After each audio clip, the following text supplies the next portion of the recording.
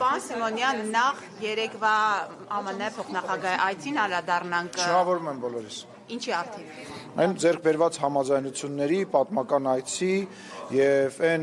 հնարավորությունների, որը Հայաստանի համար բացվեցին։ Ամենամեծ հնարավորությունը ո՞րն էր այս այցի։ Ես չեմ ուզում որևիցե մի բան առանձնացնել, պետք է ասեմ, որ Հայաստանի Հանրապետության մակարդակի ընդհանուր բարձրացումը եւ այն օրակարգի, որը որ մենք ի կատար ենք կացում, այսինքն խաղաղության, որը որ մի տարվա, երկու տարվա չի, այլ տասնամյակների, եթե ոչ հարյուրամյակների։ Շոշափելի արդյունքներ կան գերիների հարցի հետ կապված, ինչ համաձայնություն է ձեռք բերվել։ Փայլակ ջան, դուք տեսնում եք, որ հաճախ դուք ինձ այդ հարցը տալիս եք, մենք ասում ենք, որ մենք հրապարակային դրա մասին չենք խոսում եւ գործը արվում է, դա ասացից հետո ինչ որ քանակությամբ մարդիկ վերադառնում են Հայաստանի Հանրապետություն, որևիցե բան այդ մարտավարության մեջ չի փոխվել, մշտապես խոսվում է թե գերիների մասին, թե անհայտ կորածների ճակատագրի մասին, թե բոլոր այն խնդիրների մասին, բայց նորից եմ ասում, պետք է ասեմ, որ շատ դրական եմ գնահատում այն աշխատելավոճը, որը որ մենք երկստեք որդեգրել ենք Ադրբեջանի հետ եւ կարծում եմ այս ճանապարհով, որ մենք շարունակենք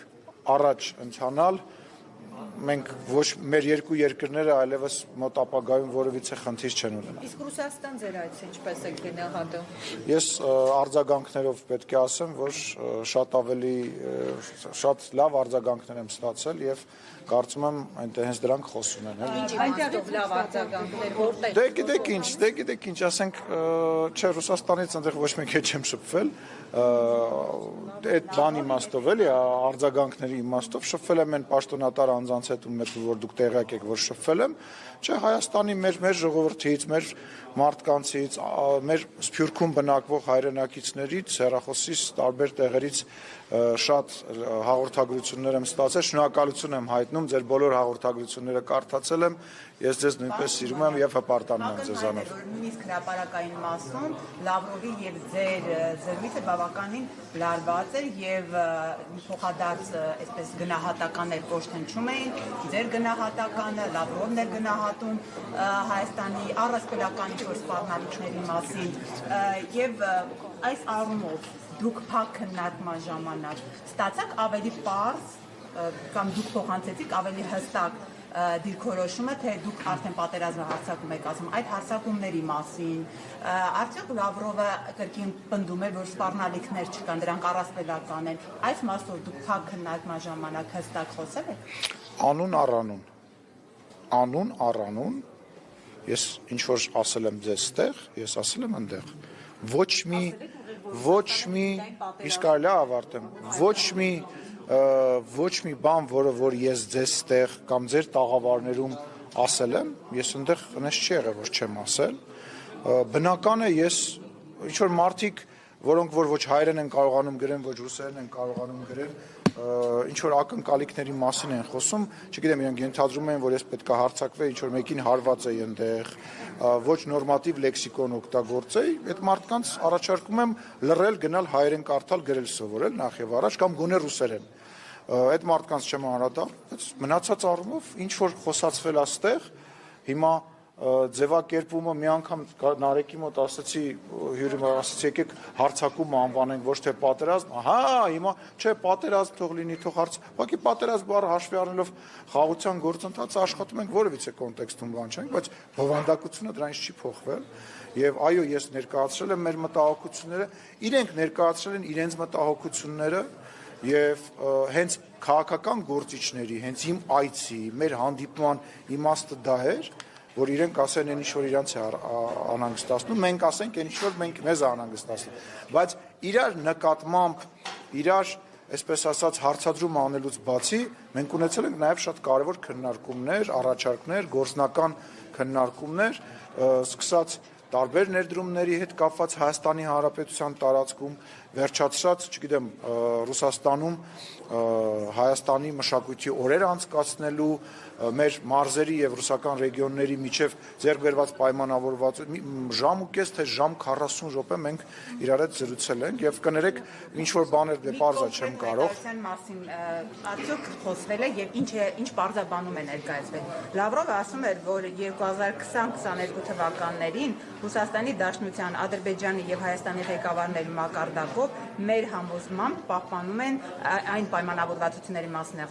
խոսում, որ այդ թվականներին եղել է եւ ասում է, որ մեր համոզմամբ պահպանվում են իրենց արդիականությունը նախ եւ առաջ տարածաշրջանում տնտեսական, տրանսպորտային եւ լոգիստիկ բոլոր խնդիրները լուծելու համար։ Այս առումով չհասկացա ինչ ասում։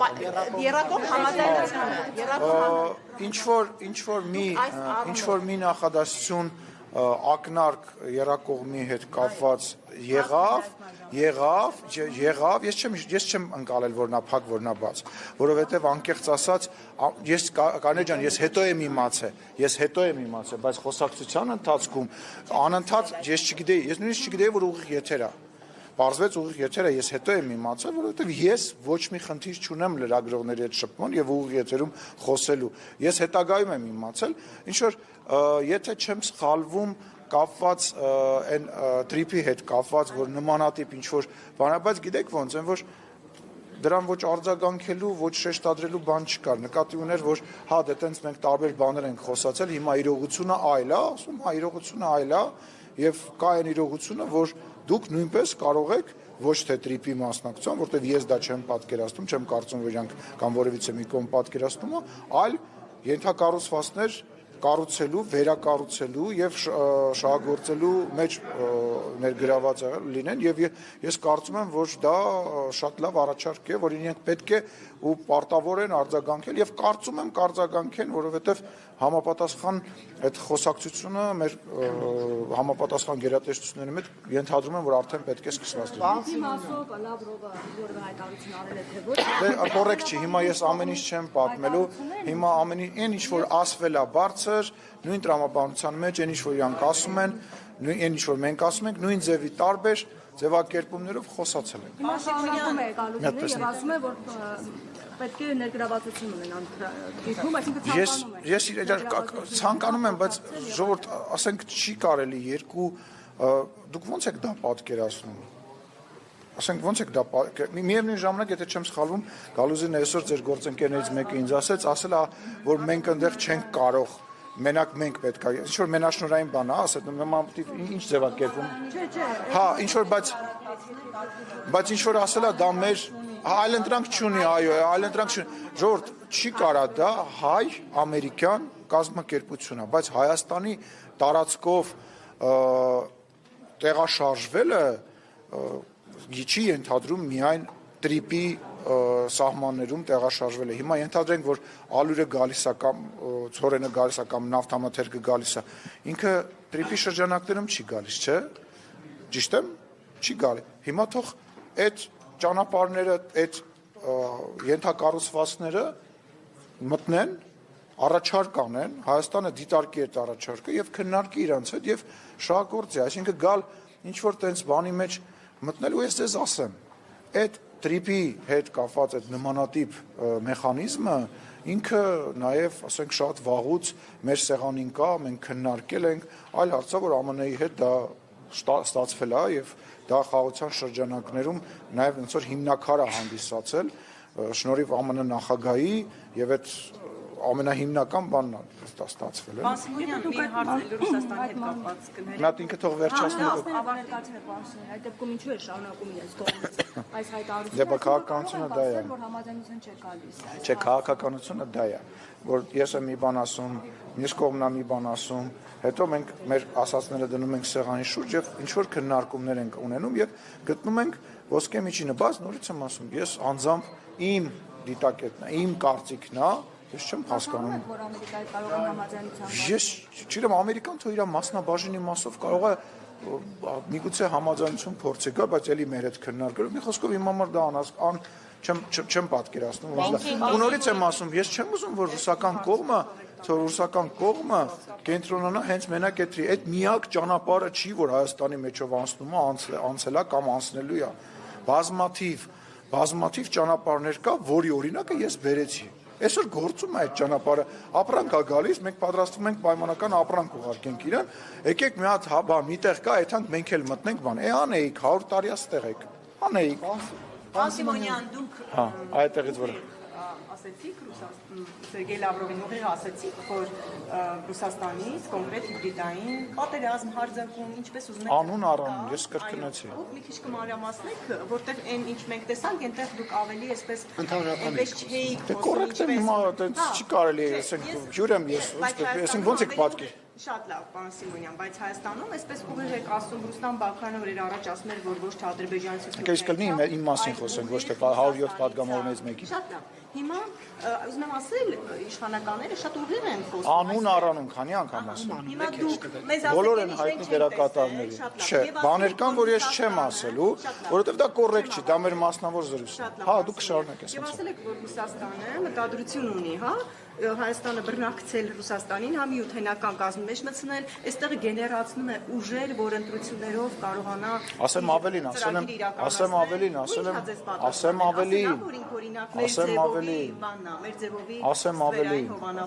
ավելին, ասել եմ, որ SVO անցկացնելու մասին են խոսում Հայաստանի տարածքում։ Հարգել SVO, սպեցիալնա военная օպերացիա։ Բառացի ամեն ինչ ասել եմ։ Հիմա չգիտեմ, որևիցե կոնկրետ ձևակերպում, որը որ դուք ուզում եք, ես ասել եմ, թե չեմ ասել, բայց ինչ որ ես տեղ ասել եմ, ես այնտեղ ասել եմ։ Այն ինչ որ իրանք մշտապես արձագանքում են, որ նման բան չկա, դրանք անհատներ են։ Ես ասել եմ, որ նաև падգամավորներից կողմից է նման բան հեն չէ, նման բան դիրքորոշում են չէ, դա էլ կարևոր չի հիմա նախընտրական բան։ Մի խոսքով նման Այն ինչ որ ստեղ եմ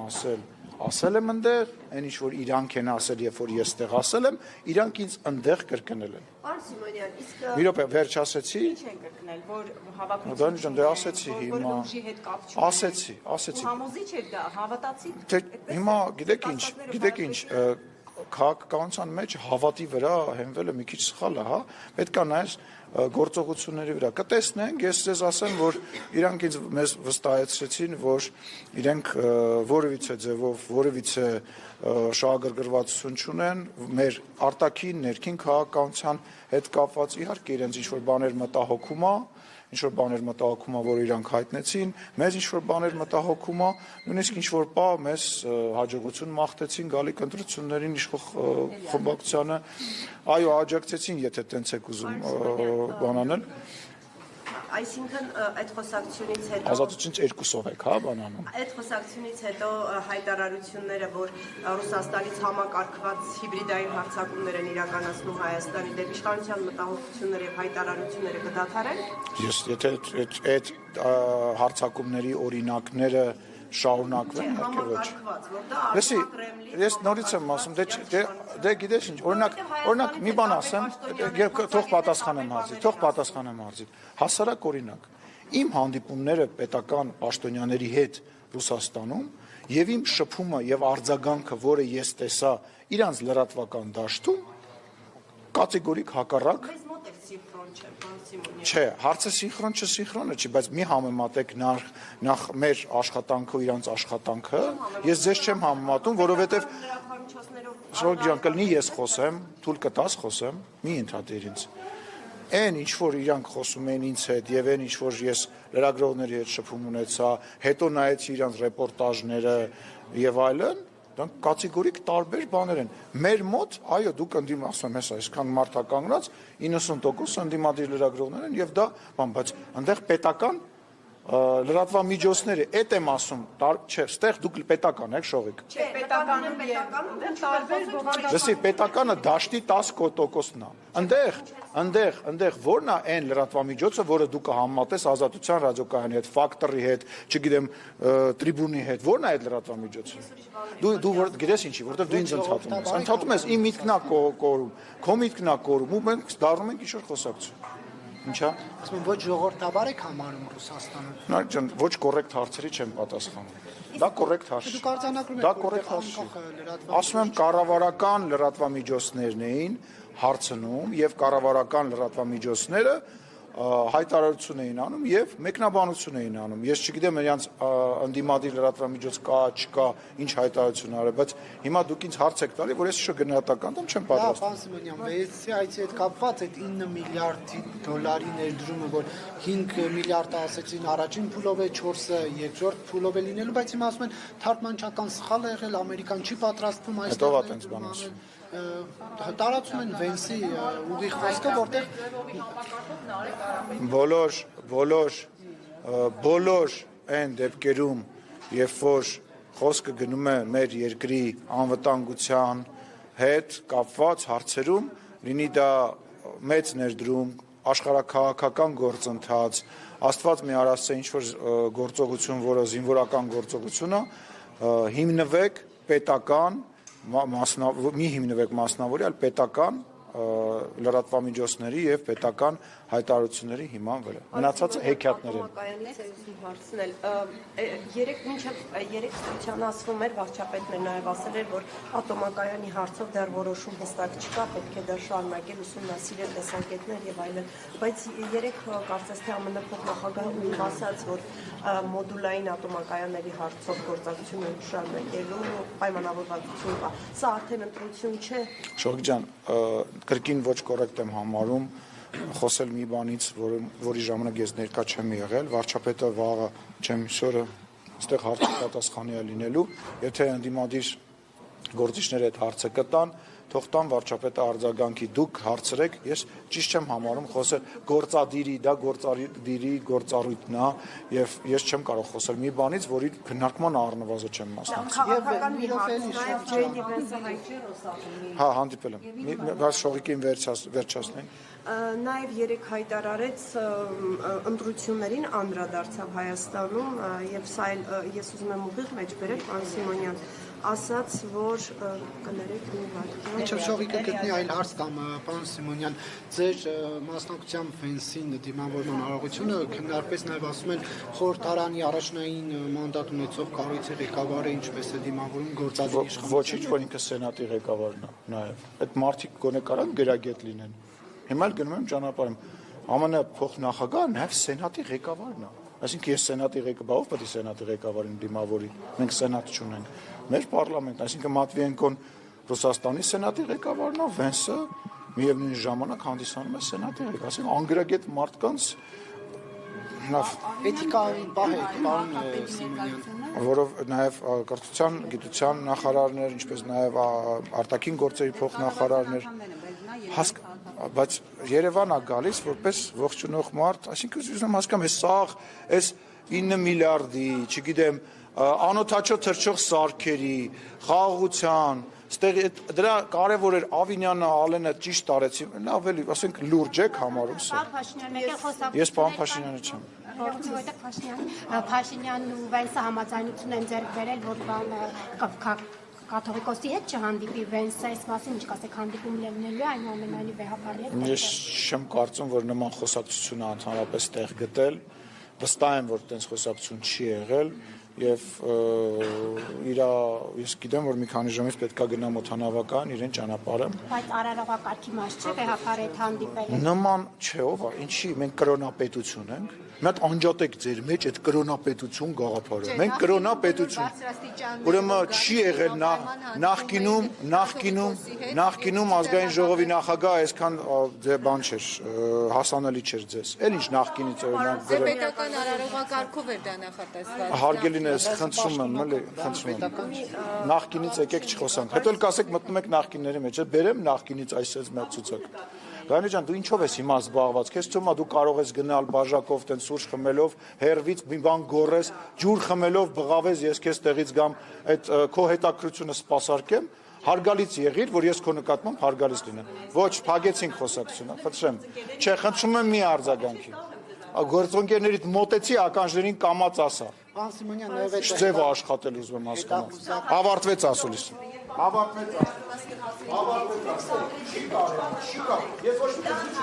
Չի կարելի բաժը գնա հասկանալ է խմի, բայց մի բղավ։ Ես ասացի ավելի ես ասի լրագրողներին հասանելի արժանապատվական Չէ, դուք ես ձեզ ասացի, որ արժանախագահ եղել է, որը աշխատել է։ Տեսար որ ես լսում եմ, բայց տեսար չէ որ ես Մենք ամենահեծույթ բառի համար Նարեկ Սամսոնյանը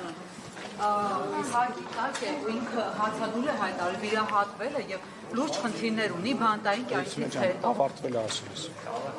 Ասում ես չի, դեռ մեկնաբանություն ունի։ Իմ մեկնաբանությունները գիտես։